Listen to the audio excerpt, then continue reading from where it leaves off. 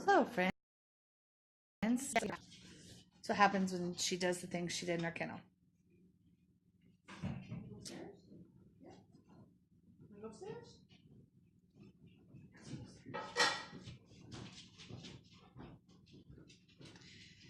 Hey, howdy, hey, friends. Hey, Diego. What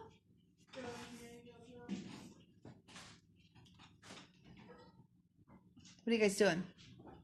It is so bright and sunshiny out, and it's 7:30, and I love it. Hello, Kimberly and Kalia. Did you guys play outside any today? You have to. Even if it's a little chilly, it's so nice, and the sun is out.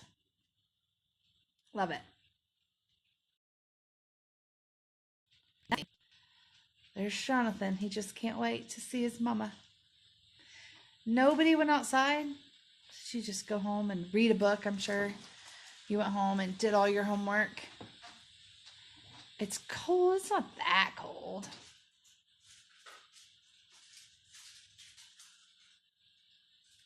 I don't think it's that cold.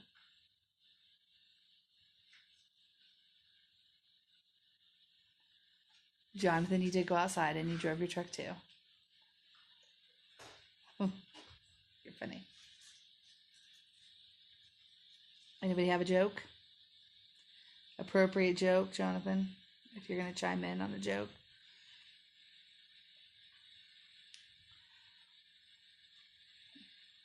So we wait. I know there's a few other people that we're going to jump on. Who is Queen of Plebes? Who's that?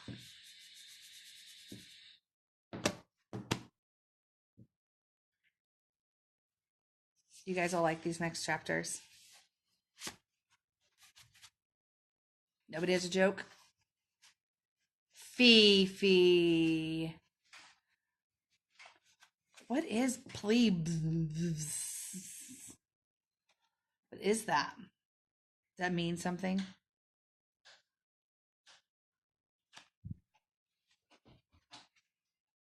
You guys shy now?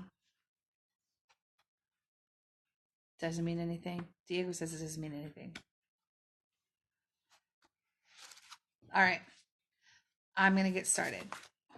People are late. They can always hop on and watch the replay. I'm hungry.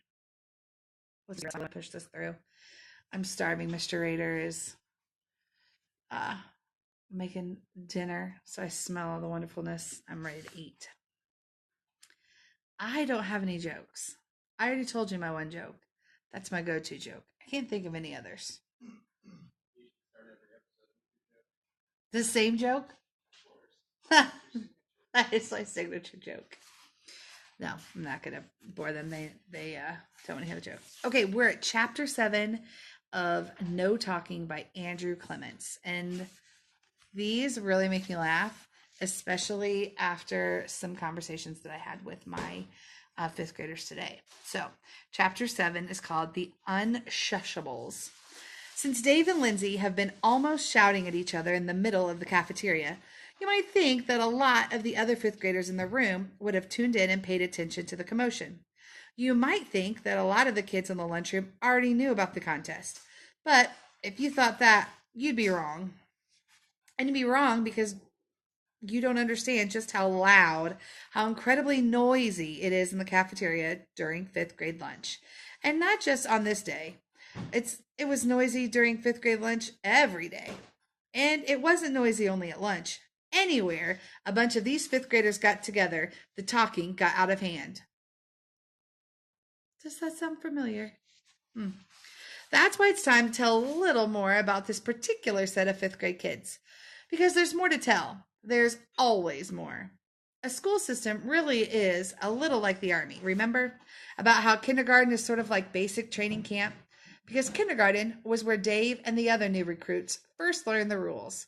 They learned when to sit and when to stand, when to talk and when to hush, when to walk and when to run, when to eat and nap and play and sing and draw and everything else. Because every system needs rules. No rules, no system. Most of the rules made perfect sense to Dave and the new recruits, especially rules like this: no fighting, no bullying, no shoving, no spitting, no biting, no stealing, no vandalism, no cutting in line, no snowball throwing, and so on. For most kids, the really serious rules like that weren't hard at all. Those were the easy ones. The toughest rules were ones like no running in the halls. Hard. No disorderly behavior on the buses. Also hard. No candy or chewing gum. Very hard. We still struggle with that in our room. But nowhere in the 44-page Laketon Elementary School handbook did it actually say no whispering, no chatting, talking, calling out, yelling, or shouting in classrooms, in the hallways, in the auditorium, or in the lunchroom. True, there was a rule about paying attention in class, and there was a rule about being respectful, and there was a rule about being courteous at all times. And Dave and his classmates obeyed those rules, or at least they thought they did. It's just that they all seemed to think that they could talk and be courteous at the same time. And they all seemed to think they could talk and pay attention at the same time. I'm going to read that again. His classmates obeyed those rules, and at least they thought they did. They thought they could talk and be courteous at the same time. And they all seemed to think they could talk and pay attention at the same time. Does that ring familiar, friends? I believe it does. Because none of these kids really meant to be disrespectful or disobedient or discourteous, but none of them wanted to stop talking. Ever. In fact, this group of kids had been given a nickname by the teachers at Laketon Elementary School, and the name had stuck with them ever since they had all been in first grade together. They were the Unshushables. If Laketon Elementary School had really been like the Army, then sometime, probably during the second grade, Dave and Lindsay and all the other recruits would have been lined up out on the playground on a cold, rainy morning, and a gruff man with short hair and shiny shoes would have walked up and down in front of them, shouting into their faces, and he would have shouted something like this: "You drive me crazy! You call yourself students? You are a miserable mob! You are loud, undisciplined, and I will not tolerate your noise! When you walk in my hallways, you do not shout, you do not wave and yell and hoot when you see your friends. At an assembly in my school, you do not whisper and giggle and point and wave and laugh at your own silly jokes. And when you come to my lunchroom, it is not a free-for-all festival of flat-jawed jibber-jabber. Lunch is a time to sit and be quiet and eat. I am going to teach you little motor mouth monsters proper school manners if it is the last thing I do. Do I make myself clear?" "Yes, sir." "Quieter." "Yes, sir." But, of course, Laketon Elementary School wasn't the Army. Do you know how much fun that would be to do that with a bunch of kids in my class? Y'all would probably end up laughing at me, but still. However, with Mrs. Abigail Hyatt in charge, sometimes it felt that way. She was a tall woman with a long face, curly gray hair, and bright blue eyes, and she had been the principal at Laketon Elementary School for the past 13 years. She gave careful orders, set precise goals, and she demanded results from her teacher, from her office staff, from her custodians, from her cafeteria workers, and from her students and their parents too. Her school never went over its budget, never missed its academic targets, and the place never felt loose or sloppy or disorderly. Under Mrs. Hyatt's watchful eye, group after group of children had wandered into Laketon Elementary School as aimless little kindergartners and marched out 6 years later as perfectly disciplined young students. Under Miss Hyatt's leadership, the place ran like clockwork. And then the Unshushables came along. In all her years as principal, she had never known a group of kids like this. And for the past 5 years, Mrs. Hyatt had been trying to make these kids obey the simplest school rule of all: no talking except when it's allowed. Year after year, memos have been sent home to the parents of Dave and his classmates about too much shouting on the school buses. Year after year, Dave's grade had been told how to behave before every assembly. Year after year, all their teachers had stood out in the hallways to try to keep the noise down before and after school, and especially at lunchtime. This group had even been given a separate lunch period for the past 3 years in a row: third grade lunch, fourth grade lunch, and this year, fifth grade lunch. Mrs. Hyatt had made that decision. She didn't want the noisy behavior of this group to infect the other children at her school, because year after year, the Unshushables lived their dream. You can't No, you can't be quiet. You're right, Victoria. Hello, by the way. To be honest, a few of this year's fifth grade teachers had already given up. They didn't have any real hope of changing these kids. They were just trying to cope because it was already November. So in 6 short months, on forever, moved along to the junior high, and next year Laketon Elementary School would be quieter, much quieter. But Mrs. Hyatt had not given up, not by a long shot. She still had over half a year with these kids, and she intended to use that time. Every day the principal stalked to the first grade hall. You there! Stop shouting! At every assembly she glared, and I don't want to hear even a whisper from our fifth graders. Is that clear? At every fifth grade lunch, she walked around the cafeteria with a big red plastic bullhorn, and when the noise became unbearable, she pulled the trigger and bellowed, Students, you are talking too loud! Mrs. Hyatt felt sure that this constant reminding had to be having an effect on these kids. How could it not? After all, these were good kids, right? They had to be making progress, and didn't they? She knew she was being very stern with them, but it was for their own good, and Mrs. Hyatt felt sure that sooner or later these kids would grow up a little and quiet down a lot. Here's a picture of her. Did you see Miss Foster doing that? Rolling around the halls with the bull horn. That'd be kind of funny. And now it's time to tell what happened in the middle of the second Tuesday in November during Dave Packer's final year at Laketon Elementary School. It was 2 minutes before fifth grade lunch, and the principal was ready just like always. Mrs. Hyatt had checked to be sure that the other teacher who had fifth grade lunch duty wasn't out sick or at a meeting, because it wasn't good to try to manage fifth grade lunch all by herself. And just like that, she had ordered Mr. Lipton, the custodian, to stay in the cafeteria today until 12:40, because with this group, the more grown-ups around, the better. And Mrs. Hyatt had double-checked batteries in her red plastic bullhorn, because it wasn't good to have a dead bullhorn during fifth grade lunch. Then the bell rang, and the classroom doors along with the fifth grade hall flew open. Mrs. Hyatt could hear them coming, all of them, already calling to each other as their locker doors clanged open and banged shut. Already talking a mile a minute, already laughing and whooping and shouting, streaming down the hallway toward the cafeteria. An unshushable wave of energy and excitement and noise. So much noise. Mrs. Hyatt took her position at the center of the cafeteria and braced herself. She was ready for today's lunchroom battle, ready to change chaos into order, ready for anything these kids dish out, but nothing could have prepared her for what happened next. Listen. Mrs. Clark, that would be hilarious. I'll have to tell her about that. I wonder if she's read this book before. We will have to tell Miss Clark that she needs a bullhorn, go through the cafeteria. Chapter 8. Victoria, they could have written this whole book about our fifth grade class. Yes, it is about us. Chapter 8, Science Fiction. It was 4 minutes into the fifth grade lunch. It was 4 minutes into the fifth grade lunch period, and Mrs. Hyatt was pretty sure that any second now, her alarm clock was going to start making that awful sound. Brrrp, brrrp. I don't know what that ringtone is, but that's my interpretation. Because the principal was almost certain that she was still at home in her own comfy bed, dreaming away. She had to be dreaming. But no, she looked at her watch, and it showed the same time as the large clock above the stage in the school cafeteria. 12:04.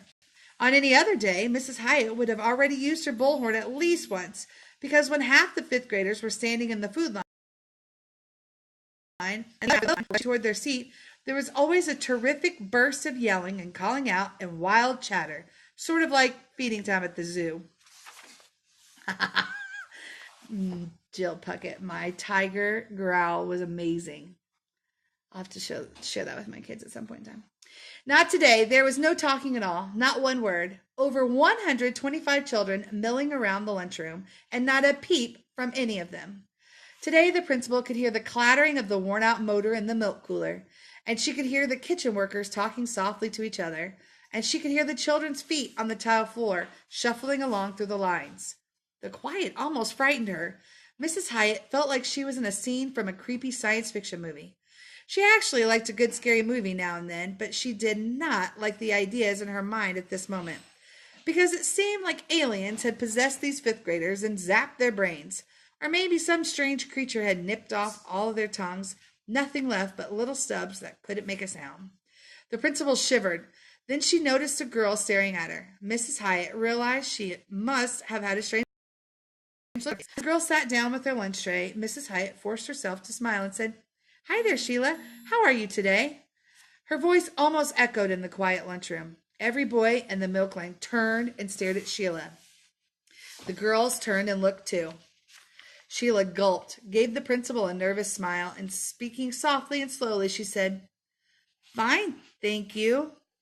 Mrs. Hyatt turned toward the milk line, and all the kids looked away silently. And again, the principal felt like she was in the middle of a science fiction movie. It suddenly seemed silly to be standing there in a silent room with her huge red plastic bullhorn. So Mrs. Hyatt walked over to the playground door where Mrs. Escobar was standing. She tried to look as casual as possible, tried to act like it was perfectly normal for the lunchroom to be silent except for the clattering of plates and the squeaking of sneakers on the wax floor. The principal set the bullhorn on the floor by the wall and whispered to Mrs. Escobar, "What in the world is going on here?" Mrs. Escobar whispered back, "I have no idea, but it's something weird, that's for sure." Mrs. Hyatt did not like this feeling that something strange, something new was happening, because this new activity was happening at her school, and no one had asked for her permission. This new activity was unauthorized. Night, Victoria. Mrs. Hyatt didn't simply like being in charge of her own school. She felt like she needed to be in charge. And that's why she felt like she had to say something, do something to break the spell. So she stepped away from the wall and in a loud voice she said, "Good afternoon, fifth graders. Are you enjoying your lunchtime today?" All the kids looked at each other. The whole room seemed to take a deep breath, and then almost everyone said, "Yes," and then silence again. After an awkward few seconds, the principal said, "It's so quiet in here today. I'm very impressed with your good behavior." Some kids smiled, some nodded, but no one said a word. Mrs. Hyatt said, "Is there some special reason why no one's talking today?" The whole room went silent. Even the chewing stopped. No hands went up, and no one answered her question.